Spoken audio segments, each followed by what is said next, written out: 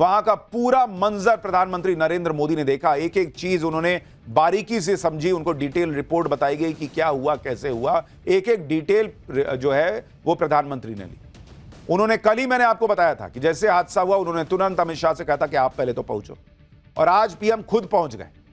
Crash site पर जिस तरह का हाल था वो किसी को भी झकझोर के रख देने वाला है। नरेंद्र मोदी आज जिस तरह के दुख में दिख रहे थे वो उनके हाव भाव में साफ दिख रहा था।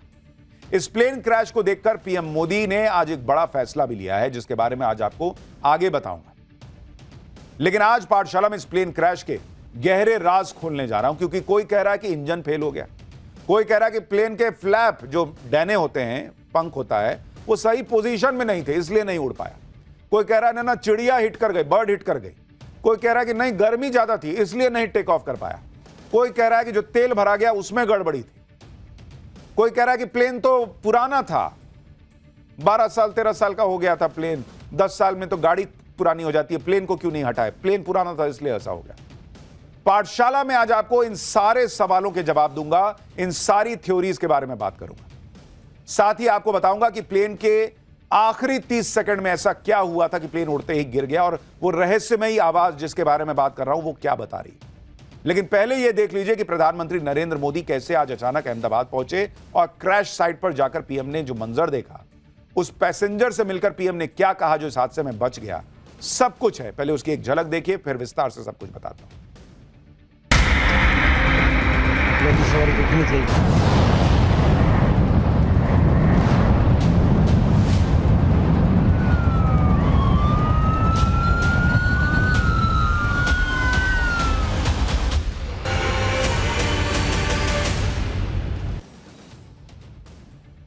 प्रधानमंत्री नरेंद्र मोदी के लिए यह हादसा पर्सनल लॉस के जैसा था, क्योंकि आज आप प्रधानमंत्री की बॉडी लैंग्वेज देख लीजिए बॉस। ये तस्वीरें देखकर हर कोई शॉक्ड रह गया। प्रधानमंत्री नरेंद्र मोदी वो व्यक्ति हैं जिनका मतलब मुश्किल से मुश्किल हालत में लोगों ने उन्हें इस तरह से नहीं देखा है जैसे आज वो दिख रहे थे। कार से उतरे और एकदम धीरे धीरे चल रहे थे, कंधे झुके हुए थे, बिल्कुल चेहरा उतरा हुआ था। प्रधानमंत्री मोदी भयंकर संकट के समय भी बिल्कुल चेहरा एकदम उनका तना हुआ रहता है ताकि देश कॉन्फिडेंस में रहे। लेकिन इस घटनाक्रम को देखने के बाद, इस प्लेन क्रैश के बाद, आज ऐसा लगा कि वो भी अंदर से हिल गए थे। और ये तभी होता है जब अंदर से बहुत ज्यादा दुख हो, और इसलिए पब्लिक आज प्रधानमंत्री को देखकर शॉक्ड है कि बाप रे बाप, मोदी जी भी हिल गए हैं इस हादसे को देखकर। इस प्लेन क्रैश में पीएम मोदी को झकझोर कर रख दिया है। पीएम ने कल अमित शाह को अहमदाबाद भेजा था, आज वो खुद अहमदाबाद पहुंच गए। पीएम मोदी करीब 10 मिनट तक हादसे वाली जगह पर मौजूद रहे, और इस दौरान उनके चेहरे पर हादसे का दुख साफ नजर आया। पीएम मोदी ने अधिकारियों से जाना कि जब प्लेन गिरा तो उसके बाद हालात कैसे बन गए थे। उन्होंने हॉस्टल की उन इमारतों को भी देखा जिनमें प्लेन क्रैश के बाद आग लग गई थी। हादसे वाली जगह का दौरा करने के बाद पीएम मोदी ने ट्वीट किया।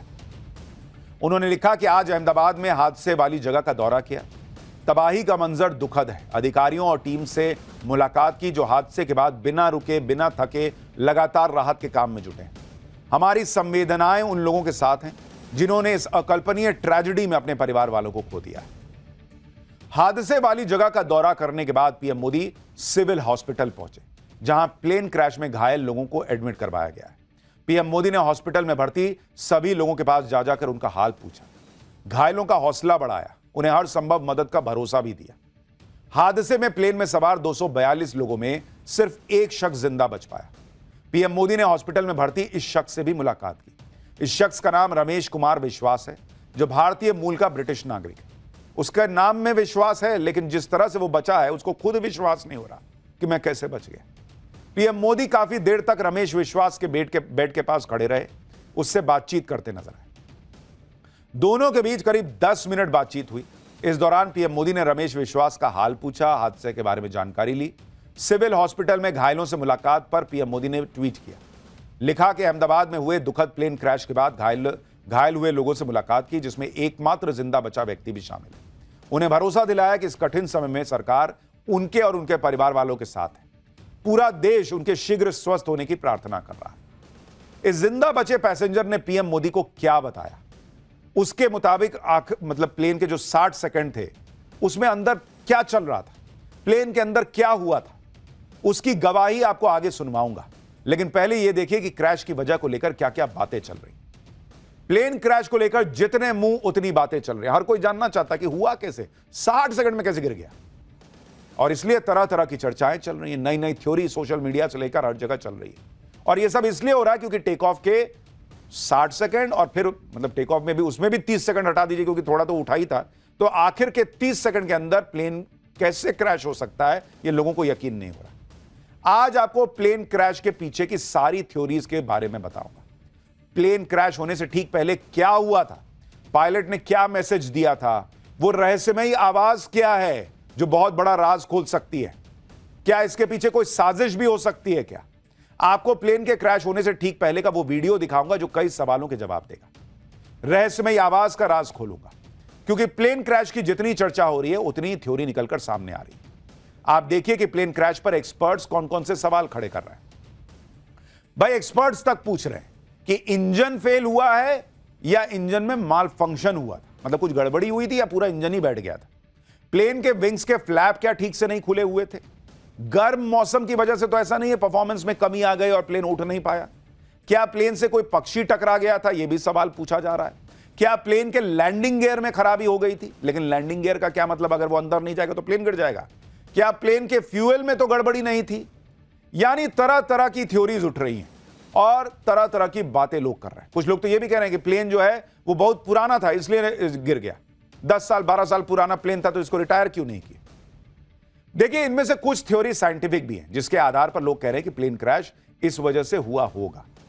अहमदाबाद प्लेन क्रैश पर जो थ्योरी सूत्रों के मुताबिक आ रही है वो अपने आप में प्लेन को लेकर कई सवाल खड़े कर रही है, जिसके मुताबिक प्लेन के स्पीड पकड़ते ही पायलट को तकनीकी खराबी पता चल गई थी।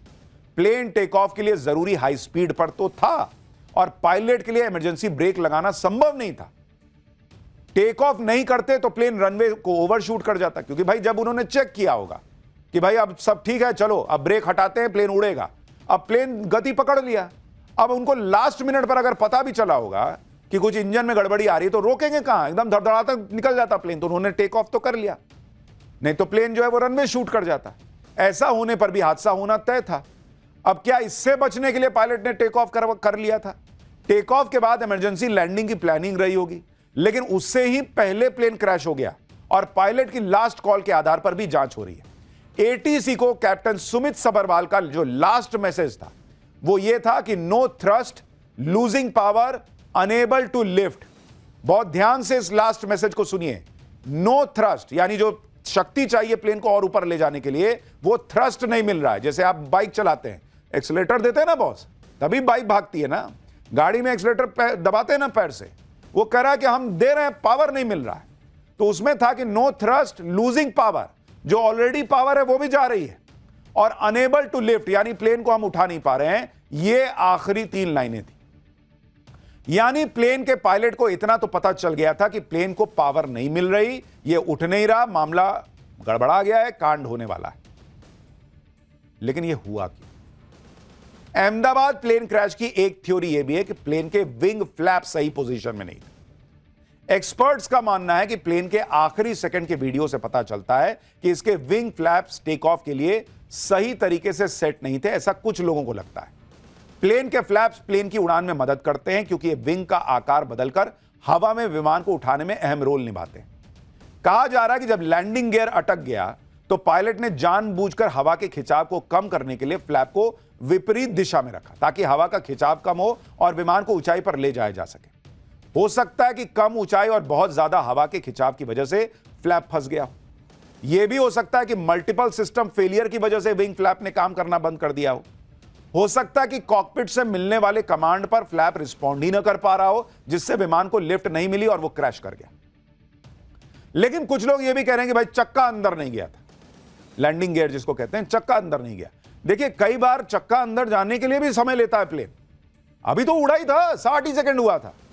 लोग अपनी अपनी थ्योरी चला रहे हैं, लेकिन इतना जल्दी लैंडिंग गियर अंदर चला जाए यह भी कोई बहुत जरूरी बात नहीं है कि एकदम नहीं गया तो एकदम भग से गिर जाएगा, ऐसा नहीं होता है। कई बार बहुत ऊपर जाके लैंडिंग गियर अंदर जाता है। कई बार पायलट उसको थोड़ा ठंडा होने का समय देते हैं, उसके बाद अंदर लेते हैं। तो लैंडिंग गियर वजह हो, कई लोगों को लगता है यह वजह नहीं हो सकती। लेकिन फिर लोग कह रहे हैं कि भाई जो फ्लैप था वो गड़बड़ था क्या, इसकी वजह से नहीं उठा। देखिए, अहमदाबाद में क्रैश हुए बोइंग ड्रीमलाइनर प्लेन के विंग फ्लैप की पोजीशन आप खुद देखिए इस वक्त। यह हादसे के ठीक पहले की तस्वीर है। इसमें विंग फ्लैप, जानकारों का कहना है कि उनको जो वीडियो है उसमें को देख के लग रहा है कि कम खुला हुआ है, जो टेक ऑफ के लिए सही पोजीशन नहीं। अब आपको दिखाते हैं कि टेक ऑफ, लैंडिंग और हवा में क्रूज करते समय प्लेन के विंग फ्लैप की सामान्य तौर पर सही पोजीशन होती क्या है। जरा इसको समझिए, मैं आपको जरा इसको समझाता हूं। यहां पर जरा ये फोटो डालिए, दर्शकों को समझ में आएगा। जरा मैं आपको इसके बारे में बताऊंगा तो आप क्लियर समझ पाएंगे। देखिए, ये जो अगर आप देखेंगे, जब क्रूज कर रहा है प्लेन, मतलब प्लेन उड़ रहा है, तो ये आप तस्वीर देख रहे हैं कि यहां पर आपका ये जो फ्लैप है, ये फ्लैप बिल्कुल सीधा है। ये देख रहे हैं, ये देख रहे हैं आप, ये फ्लैप बिल्कुल सीधा है। तो अगर आप इसको देखेंगे तो आपको समझ में आएगा कि भाई ये स्थिति बनी हुई थी कि ये सीधा था। दूसरा, अगर आप देखेंगे कि नीचे, देख रहे हैं ये नीचे हो रखा है। अब इसमें क्या होता है, जो हवा आती है वो या टकरा रही है और उसके बाद नीचे जा रही है, तो नीचे से जाके पुश करती है तो आप ऊपर उठता है प्लेन, तो इसलिए फ्लैप को नीचे किया जाता है। यही कहा जा रहा है कि क्या ये प्रॉपर नीचे नहीं हुआ था और इसलिए प्लेन जो है वो ऊपर की तरफ उठ नहीं पाया और ये लैंडिंग के वक्त और नीचे होता है। तो सबसे बड़ा सवाल यह कि क्या प्लेन का जो फ्लैप होना चाहिए, जिस पोजीशन में होना चाहिए था, उस पोजीशन में नहीं था क्या? यह बड़ा प्रश्न है। लेकिन यह जांच के बाद पता चलेगा, क्योंकि अभी जो आप देख रहे हैं वो तो दूर से देख रहे हैं, उसमें आप नहीं बिल्कुल एकदम जज कर सकते कि सही था या नहीं था। दूसरा, पायलट बहुत अनुभवी थे भाई। जो मेन पायलट थे उनके पास 8000 घंटे का फ्लाइंग आवर का एक्सपीरियंस था, दूसरे के पास 1100 घंटे। पहले वाले मेन पायलट जो हैं वो दूसरे पायलट को ट्रेन करने वाले पायलट थे, कि दूसरों को सिखाते थे कि कैसे उड़ाना है। वो आदमी ऐसी गलती कैसे कर सकता है, लोग पूछ रहे हैं, अगर हुई है ये गलती तो। दूसरी बात, जिस हम बोइंग की बात कर रहे हैं उसमें खुद ऑटोमेटेड सिस्टम होता है जो आपको तुरंत बताएगा कि मतलब उसमें मैसेज आने लगेगा, beep beep beep beep, flap सही नहीं है डायरेक्शन में, फ्लैप सही नहीं है, इस तरह का मैसेज आने लगेगा, या आपको जो भी तरीका हो अलर्ट कर देगा कि ये गलत हो रहा है। तो ये कैसे संभव है बॉस कि ये हो जाएगा? देखिए, इन सब बातों के बीच असल में प्लेन के साथ आखिर के 30 सेकंड में क्या हुआ होगा वो आपको आगे बताऊंगा। पहले आप इस बात को समझ लीजिए कि आखिर कोई प्लेन टेक ऑफ कैसे करता है, क्योंकि बहुत सारे लोगों को यह पता ही नहीं होगा कि टेक ऑफ होता कैसे टेक ऑफ करने से पहले, टेक ऑफ करने के दौरान जो एटीसी होता है, एयर ट्रैफिक कंट्रोलर, वो लगातार पायलट के संपर्क में रहता है भाई। वो खुद मतलब दोनों एक दूसरे से बात कर रहे होते हैं। ऐसा नहीं है कि गाड़ी लिया, धप से गाना बजाया, चल दिए गाड़ी चलाते हुए, किसी को पता नहीं है। एटीसी संपर्क में होता है पायलट के, एक पायलट नहीं होता। देखिए, दो पायलट बैठे हैं, दोनों आपस में बात कर रहे होते हैं कि ये हो गया कि नहीं कंफर्म, ये हो गया कि नहीं कंफर्म, ओके टेक ऑफ, उसके बाद उड़ता है। उसमें भी लगातार एटीसी कमांड दे रहा होता है। आपको मैं वीडियो दिखाता हूं, आप देखिए, ये एक मिनट का वीडियो है, इसमें सुनिए कैसे लगातार कम्युनिकेशन होता है टेक ऑफ के वक्त। आपको पता चलेगा कि ऐसा नहीं है कि एक पायलट ने कुछ गलती कर दी और प्लेन धप से नीचे गिर जाएगा। क्योंकि जो लोग कभी कॉकपिट में बैठे नहीं है, पीछे बैठते हैं, उनको पता भी नहीं कि पायलट कैसे काम करता है, कॉकपिट में क्या होता है, वो भी ज्ञान दे रहे हैं कि पायलट ठीक नहीं रहा होगा, ये नहीं पता होगा, वो नहीं पता होगा। बॉस, मतलब दुनिया का सबसे सेफेस्ट मोड ऑफ ट्रांसपोर्ट माना जाता है प्लेन में सफर करना। वो ऐसे नहीं माना जाता। दुनिया में हजारों प्लेन रोज उड़ते हैं, कोई हादसा नहीं होता, इसलिए क्योंकि अलग अलग लेयर पे लोग एक दूसरे से कनेक्टेड रहते हैं, एक दूसरे को चीजें बता रहे होते हैं। और जब ये प्लेन उड़ रहा है, आप देख रहे हैं, तब भी प्लेन हवा में गया है, तब भी एटीसी बात कर रहा है। तो जो प्लेन क्रैश हुआ है उससे भी लगातार बातचीत चल रही होगी। आप इस बात को भी समझिए कि अहमदाबाद प्लेन क्रैश में पायलट ने मेडे कॉल के साथ नो पावर का कमांड दिया था, यानी दोनों इंजन ने शायद काम करना बंद कर दिया था। इंजन के ब्लेड और बेरिंग में खराबी से इंजन फेल हो सकते हैं। इंजन फेल होने से विमान में पावर सप्लाई की प्रॉब्लम आती है। बोइंग 787 प्लेन को पावर थ्रस्ट नहीं मिल रहा था। अब यही जांच करना है कि क्या दोनों इंजन एक साथ कोलैप्स कर गए थे, और अगर यह हुआ तो हुआ कैसे। वैसे पायलट एक इंजन से भी विमान उड़ाने में सक्षम होते हैं, लेकिन जब पावर सप्लाई ही खत्म हो जाती है तो लैंडिंग के अलावा उनके पास कोई ऑप्शन नहीं होता। और अहमदाबाद में तो प्लेन लैंड भी नहीं कर पाया। वैसे एक्सपर्ट्स इस बात की आशंका भी जता रहे हैं कि प्लेन के फ्यूल में गड़बड़ी हो सकती है। एक्सपर्ट्स के मुताबिक मिलावटी फ्यूल या मिस फ्यूलिंग की वजह से भी इंजन फेल हो जाता है। फ्यूल में पानी, मलबा, छोटे जीवाणु होने से फिल्टर, इंजेक्टर और ऑयल लाइंस ब्लॉक हो सकती है। ऐसा होने पर इंजन तक फ्यूल की सप्लाई प्रभावित हो जाती है। इसकी वजह से इंजन के टरबाइन काम करना बंद कर देते हैं। टरबाइन ही फ्यूल से मैकेनिकल एनर्जी बनाकर विमान को देते हैं। लेकिन यह भी हुआ है या नहीं हुआ यह किसी को नहीं पता। प्लेन के अंदर जो ईंधन भरा जाता है उसकी भी प्रक्रिया इस तरह से बनाई गई है कि उसमें कोई आसानी से भूल नहीं हो सकती। रेयरेस्ट ऑफ रेयर केस होगा अगर कोई कंटेमिनेटेड फ्यूल अंदर चला गया। लेकिन प्लेन का इंजन फेल होने की जो थ्योरी चल रही है उसके पीछे तगड़ी वजहें बताई जा रही है।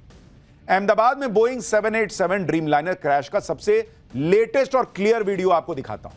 इससे आपको पता चलेगा कि टेक ऑफ के फौरन बाद क्या हुआ था। इस वीडियो में प्लेन की आवाज और क्रैश होने के बाद धमाके की आवाज भी सुनी जा सकती है। कल तक जो आप वीडियो देख रहे थे वो किसी स्क्रीन से रिकॉर्डेड वीडियो था, तो वीडियो दिखता था, आवाज क्या नहीं सुनाई दे रहा था।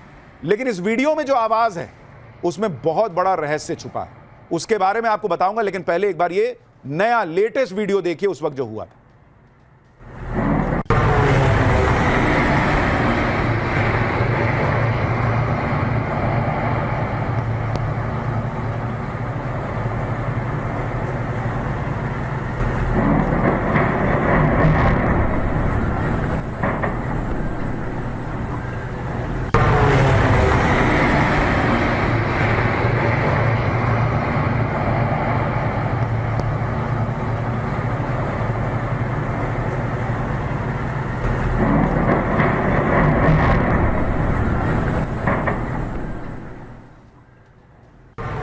अब ये वीडियो कई एक्सपर्ट्स का कहना है कि बहुत अहम वीडियो है।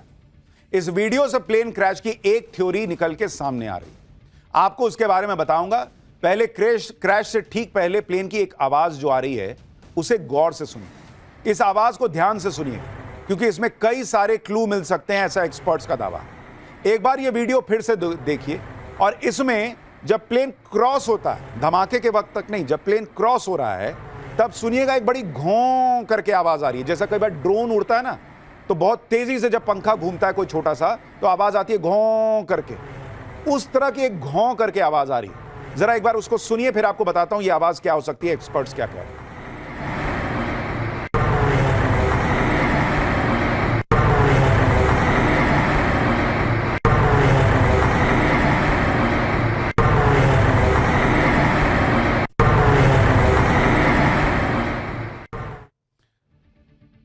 गौर किया आपने, अमूमन प्लेन उड़ता है तो इस तरह की आवाज नहीं आती, ऐसा एक्सपर्ट्स का दावा है। क्रैश से पहले प्लेन की आवाज कुछ अलग सी थी, जो प्लेन की सामान्य आवाज जैसी नहीं थी। और यह आवाज क्यों आ रही थी उसके बारे में एविएशन एक्सपर्ट्स का दावा है कि शायद प्लेन का रैम एयर टरबाइन एक्टिवेट हो गया था। बोइंग ड्रीमलाइनर प्लेन में 2 इंजन लगे हुए थे। रैम एयर टरबाइन, जिसे रैट कहते हैं टेक्निकल टर्म में, इंजन फेल होने पर एक्टिव होता है।